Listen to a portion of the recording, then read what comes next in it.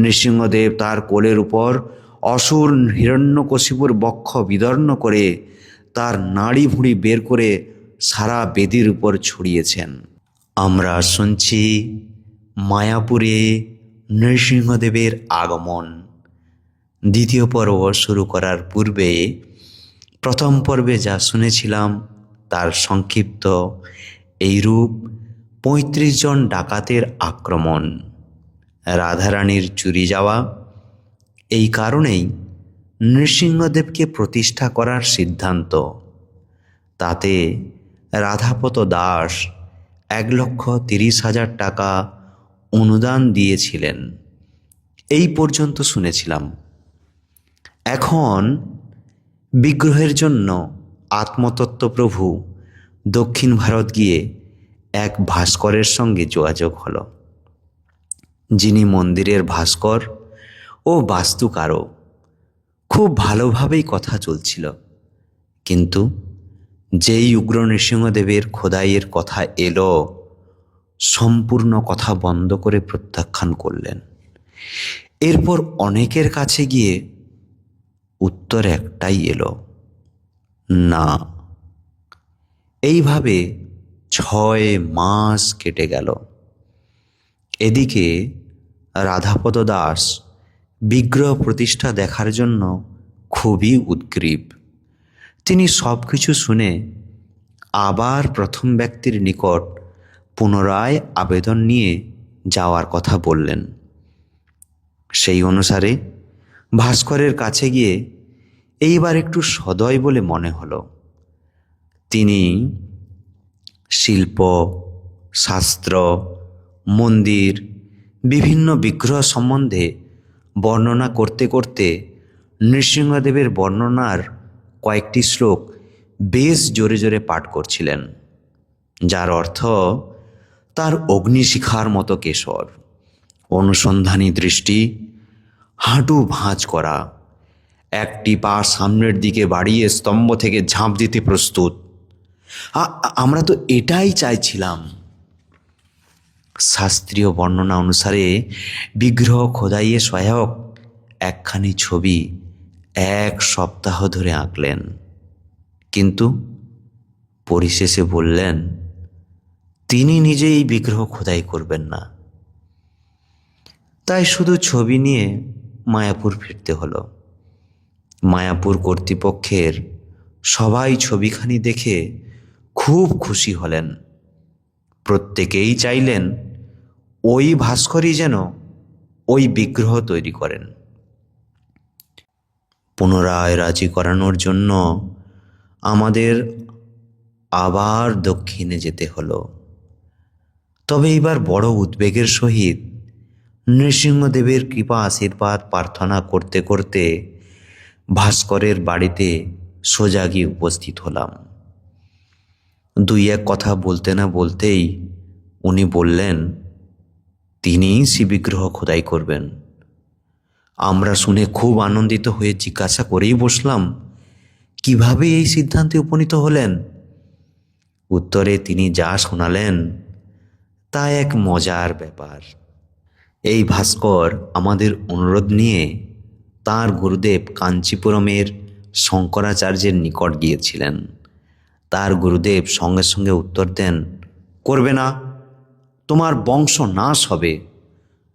মুহূর্তকাল চিন্তা করে তিনি জিজ্ঞাসা করলেন, এই বিগ্রহ খোদাই করতে তোমাকে কে বলছে?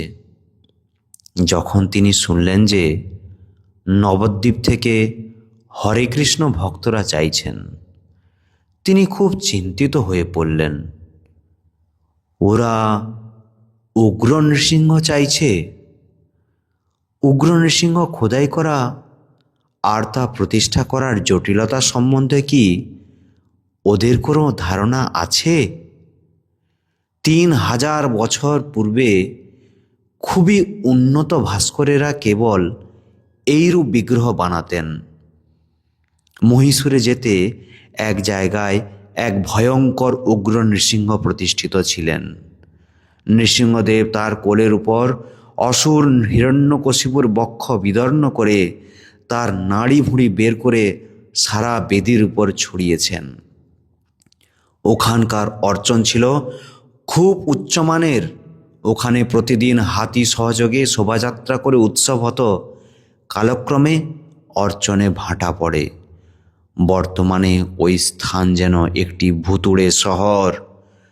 পুরো গ্রামটাই ধ্বংস হয়ে গিয়েছে।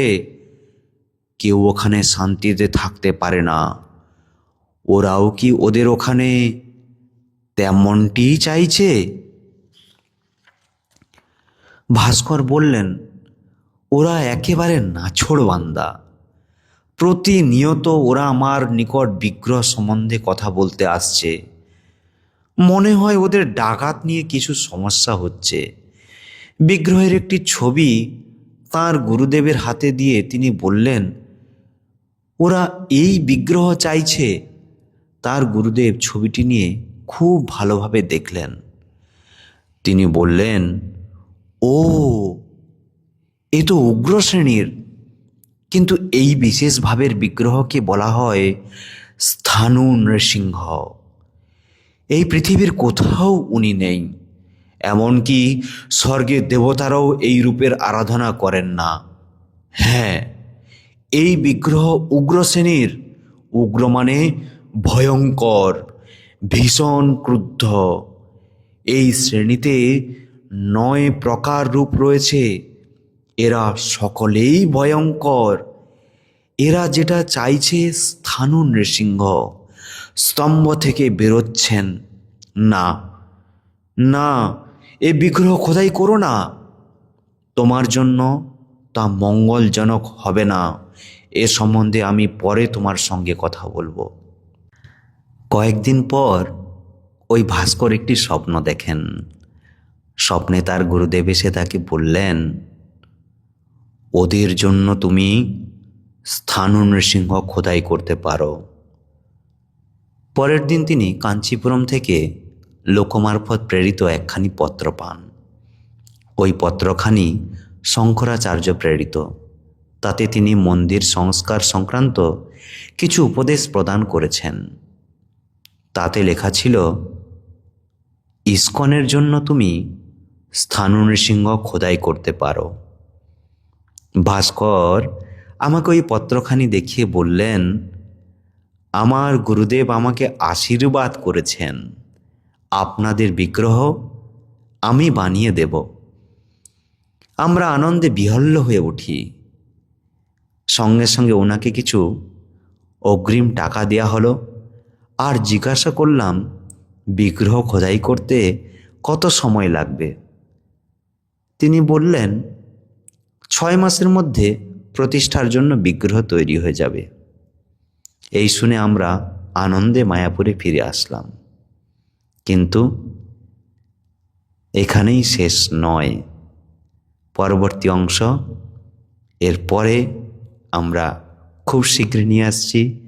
জয় নৃসিংহদেব ভগবান কি জয়। ভক্তরাজ প্রহ্লাদ মহারাজ কি জয়।